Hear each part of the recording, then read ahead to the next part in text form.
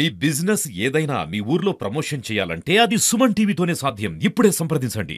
గౌరవ రాష్ట్ర ముఖ్యమంత్రి పెద్దల రేవంత్ రెడ్డి గారిపై మొన్నటి వరకు ఈ ప్రాంతంలో 2009 నుంచి 2014, 2014 నుంచి 2018, 2018లో అప్పుడున్న కలెక్టర్ పుణ్యమా అంటూ నేను కూర్చొని ఎమ్మెల్యేగా ప్రకటించుకొని మంత్రిగా కొనసాగినటువంటి మాజీ మంత్రి కొప్పులీశ్వర్ నిన్న కరీంనగర్ లో ప్రెస్ కాన్ఫరెన్స్ లో ముఖ్యమంత్రి గారిపై, కాంగ్రెస్ పార్టీ ప్రభుత్వంపై మాట్లాడడానికి తీవ్రంగా ఖండిస్తుంది. వారు మాట్లాడిన మాట, వారు ఏమని మాట్లాడతారంటే, డాక్టర్ బిఆర్ అంబేద్కర్ గారి యొక్క మహనీయుని యొక్క పేరు తీసుకుంటూ కాంగ్రెస్ పార్టీ అప్పుడు జరిగిన ఎన్నికల లోపల అంబేద్కర్ గారికి ఎదురుగా కాంగ్రెస్ పార్టీ పోటీలో అభ్యర్థిని పెట్టింది. కాంగ్రెస్ పార్టీ డాక్టర్ బిఆర్ అంబేద్కర్ గారిని గౌరవించింది అని ఒక మాట మాట్లాడినాడు. రెండో మాట ఏమని మాట్లాడినాడంటే, ఏఐసిసి అధ్యక్షులు మల్లికార్జున్ ఖార్గే నామమాత్రం ఏఐసిసి అధ్యక్షులే కానీ ఆయనకు ఎలాంటి అధికారాలు లేవని చెప్పి మాట్లాడు. మూడో మాట మాట్లాడడం ఏమంటే, మా టిఆర్ఎస్ పార్టీ, మా ముఖ్యమంత్రిగా ఉన్నటువంటి మాజీ ముఖ్యమంత్రి కేసీఆర్ మా పార్టీలో ముగ్గురు డిప్యూటీ చీఫ్ మినిస్టర్లు చేసిండు, నన్ను విప్ చేసిండు, నన్ను మంత్రిని చేసిండు, మా పార్టీ అన్ని విధాలు ఆదరించింది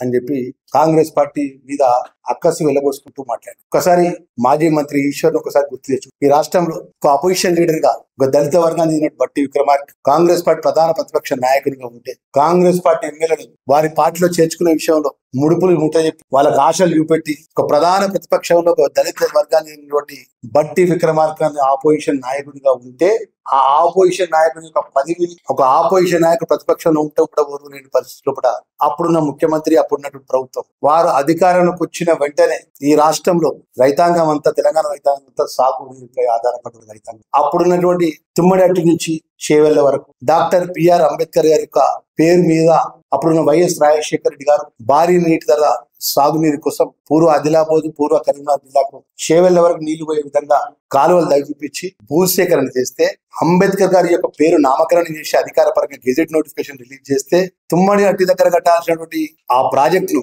ఈ తుమ్మడి అట్టి దగ్గర ప్రాజెక్టు కడితే ఉమ్మడి ఆదిలాబాద్ జిల్లాకు నీళ్లు పోతాయి, ఉమ్మడి కరీంనగర్ జిల్లాకు నీళ్లు వస్తాయి. అదే విధంగా డాక్టర్ బిఆర్ అంబేద్కర్ గారి యొక్క పేరు ఉంది. డాక్టర్ బిఆర్ అంబేద్కర్ గారి యొక్క పేరు లేనటువంటి ప్రాజెక్టును ఒక మహనీయుడు ఆ రోజు రాజ్యాంగంలో ఆయన పొందుపరిచిన చట్టం ప్రకారం తెలంగాణ వచ్చి ఆ తెలంగాణలో ముఖ్యమంత్రిగా కుర్చీలో వారి నాయకుడు కేసీఆర్ కూర్చొని వారి యొక్క పార్టీ ప్రభుత్వంలో ఉండి ఆ మహనీయుడి యొక్క పేరును పక్కన పెట్టి మేడిగడ్డ దగ్గర ప్రాజెక్టు తీసుకుపోయిన మాట వాస్తవం కాదా? కమిషన్ల కోసం, కకృతి కోసం, గ్రావిటీ ద్వారా నీళ్లు వచ్చినా కూడా పక్కకు పెట్టి లిఫ్ట్లు ఏర్పాటు చేసి లిఫ్ట్లలో వేలాది కోట్ల రూపాయల కమిషన్లు తీసుకోవాలని చెప్పి అన్నారం కాడ ఒక లిఫ్ట్, సుందీల కాడ ఒక లిఫ్ట్, పూర్వ కరీంనగర్ జిల్లాకు ఒక నీళ్ళ చుక్కు ఇవ్వకుండా సిద్దిపేట దొరగారి, హరీష్ రావు దొరగారి ప్రాంతానికి నీళ్లు, గజ్వేలి కేసీఆర్ దొరగారి ప్రాంతానికి నీళ్లు, సిరిసిల్ల కేటీఆర్ దొరగారి ప్రాంతానికి నీళ్లు తీసుకెళ్లిపోయి మా ఉమ్మడి కరీంనగర్ జిల్లా రైతాంగాన్ని, మా ప్రజల్ని కడుపుని కొట్టిన మాట వాస్తవం కాదా? ఏమైంది? అప్పుడు దళిత వర్గాన్ని చెందిన వాడిని అంటాను కదా, ఏ రోజున కుర్చీలో ప్రెస్ కాన్ఫరెన్స్ లో కుర్చీలో కూర్చోటానికి వస్తే మీడియా మిత్రుల యొక్క సాక్షిగా నేను చెవి బట్టి నెట్టేసి మాట్లాడే సిగ్గున్నదా అని అడుగుతున్నా, మానవ ఉన్నదా అంటున్నా.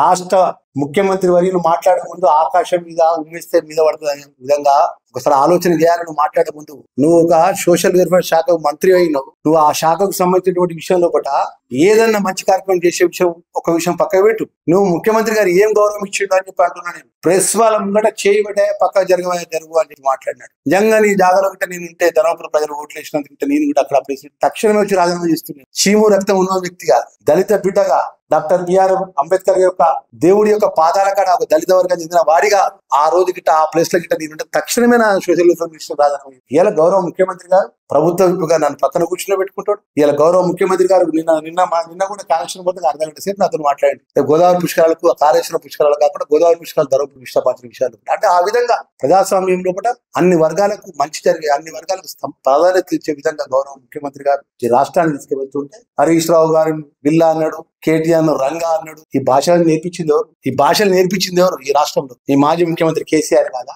మీ మాజీ మంత్రి కేటీఆర్ కాదా? మీ మాజీ మంత్రి హరీష్ రావు కాదా? 2014 తెలంగాణ రాష్ట్రం ఏర్పడిన తర్వాత ఈ భాషలు, ఈ యొక్క తెలంగాణ ప్రజల యొక్క గౌరవ మర్యాదలు, ప్రజాస్వామ్య పద్ధతిలో మాట్లాడకుండా ప్రజలతో ఎన్నుకోబడ్డ ఎమ్మెల్యేలు కానీ, అప్పుడున్న మాజీ మంత్రులు కానీ, తెలంగాణ తీసుకొచ్చిన ఇందిరమ్మ కోడలు సోనియా గాంధీ గారి పార్టీ పరంగా పార్టీని గారి ఈ విధంగా విమర్శించింది. కాంగ్రెస్ పార్టీ గురించి మాట్లాడే నైతిక హక్కు టిఆర్ఎస్ పార్టీకి లేదు అని చెప్తున్నాను శాసనసభ్యుడిగా.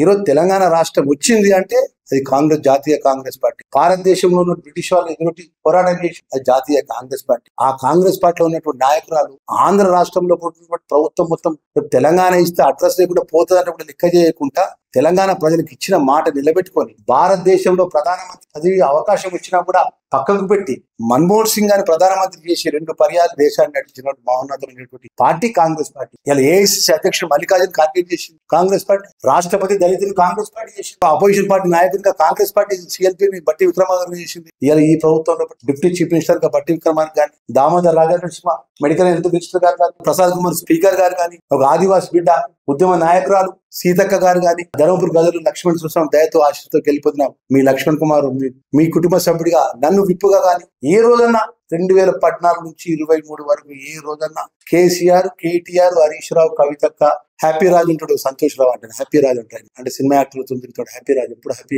హ్యాపీ రాజు తప్ప ఎవరైనా హెలికాప్టర్ లో కూర్చొని కానీ ఎవరైనా హ్యాపీగా ఒక ముఖ్యమంత్రితో సంతోషాన్ని కూర్చొని ఒక దళిత వర్గానికి మంత్రి కానీ, దళిత వర్గానికి ఎమ్మెల్యే కానీ, ఒక ఆదివాసీ ఎమ్మెల్యే కానీ, ఒక బీసీ ఎమ్మెల్యే కానీ ఎప్పుడైనా చేయి పట్టుకుని కేసీఆర్ పక్కన ఇట్లా కూర్చొని ఇట్లా ఒప్పుకుంటూ మాట్లాడినారా? లక్ష్మణ్ కుమార్ మాట్లాడి దళితునిగా అన్నం తింటే అన్నం పక్కన ప్లేట్ పెట్టుకున్నారు రేవంత్ రెడ్డి గారు, ప్లేట్లో అన్నం ఏది ఉంటుందో నా ప్లేట్లో అన్నం తీసి పెట్టి లక్ష్మణ అని చెప్పాను. ఆ విధంగా ప్రజాస్వామ్య పద్ధతితో ముఖ్యమంత్రి గారి ప్రభుత్వాన్ని నడిపిస్తుంటే మీరు దళితులకు మేలు చేసినట్టు, దళిత వర్గాన్ని గౌరవించినట్టు నీ పార్టీ, మీ మాజీ ముఖ్యమంత్రి కేసీఆర్ గౌరవించినట్టు ఈ రోజు 15 నెలలు అవుతుంది. ప్రజలు మార్పు కోరుకొని ప్రజలు ఓట్లు వేస్తే రాజ్యాంగ నిర్మాత అంబేద్కర్ రాజ్యాంగపరంగా ఓట్లు వేసి మార్పు వేసుకుని ప్రభుత్వాన్ని మార్పు కోరి గౌరవ ముఖ్యమంత్రి గారిని ప్రభుత్వంలో కూర్చుని ఇక్కడ స్పీకర్ గా దళితుడు ఉంటాడే, ఆ స్పీకర్ దళితుడు కూర్చున్నందుకు నేను ఒత్తలేడు. ఆ స్పీకర్ గా దళితుడు ఉన్నాడు అక్కడ అధ్యక్ష స్పీకర్.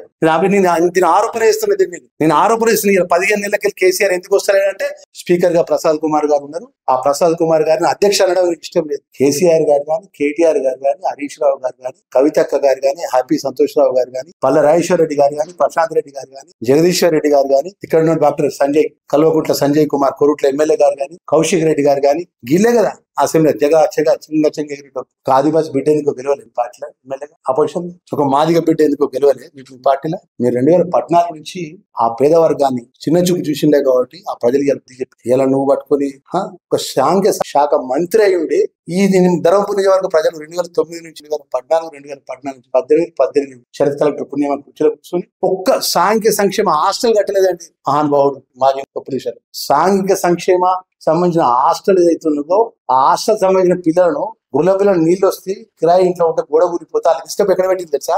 340 మంది పిల్లలు ఎక్కడ పెట్టింది? మగ్గిలో పెట్టింది. మాట్లాడడం కొంచెం సొయ్యి ఉండాలి.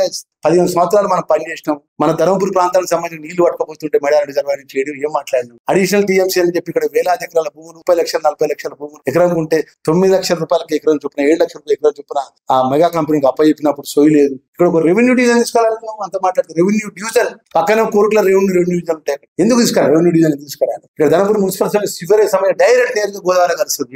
ఏం చేసినాం? ఇంటర్మీడియట్ చదువుతున్న పిల్లలు చదివి డిగ్రీ కళాశాల తీసుకురాలి, గవర్నమెంట్ డిగ్రీ కళాశాల. నేనాక మనం మాట్లాడలేదు. ఆయన ఎస్సీ గురుకులకు సంబంధించిన అగ్రికల్చర్ కాలేజ్ తీసుకొస్తే లక్ష్మణ్ కుమార్ ఏం చేసినట్టు నేను ఈ రోజు చెప్తున్నా, ఈ ధర్మపురి నియోజకవర్గ ధర్మపురి ప్రజలు ఓట్లేసి గెలిపించే ఎమ్మెల్యే క్యాంప్ ఆఫీస్, ప్రజల యొక్క క్యాంప్, ధర్మపురి ఎమ్మెల్యే శాసనసభ్యుడు క్యాంప్ ఆఫీస్ లో ప్రెస్ ముందు చెప్పు ఆయనే మాజీ మంత్రి కొప్పుల ఈశ్వర్ గారు రాష్ట్ర ప్రభుత్వం ద్వారా జైతాల్ జిల్లాలో అగ్రికల్చర్ కాలేజ్ జీవో, నేను స్తంభంపల్లి కాడికి తీసుకొచ్చిన జీవోను అగ్రికల్చర్ ఎస్సీ అగ్రికల్చర్ కాలేజీ సంబంధించిన డేటెడ్ 20, 21, 22, 23 ఆయన మంత్రిగా ఉన్నప్పుడు సోషల్ వెల్ఫేర్ శాఖ మంత్రిగా నువ్వు సోషల్ వెల్ఫేర్ సంబంధించినటువంటి అగ్రికల్చర్ కాలేజ్ తీసుకొచ్చిన జీవో ఇది, ఇక్కడ కోర్టులో క్లాసెస్ ఓపెన్ చేయించిన, ఇది రద్దు చేసి జీవో కాబట్టి మనం దీన్ని ఏ శిక్ష కంటే ఆ శిక్షకు సిద్ధంగా ఆయన ఏది కోరుకుంటే ఆయన రాజీనామా చేస్తే ఏది చేయమంటే చేస్తా, సవాల్ దమ్ముంటే మాట్లాడాలి.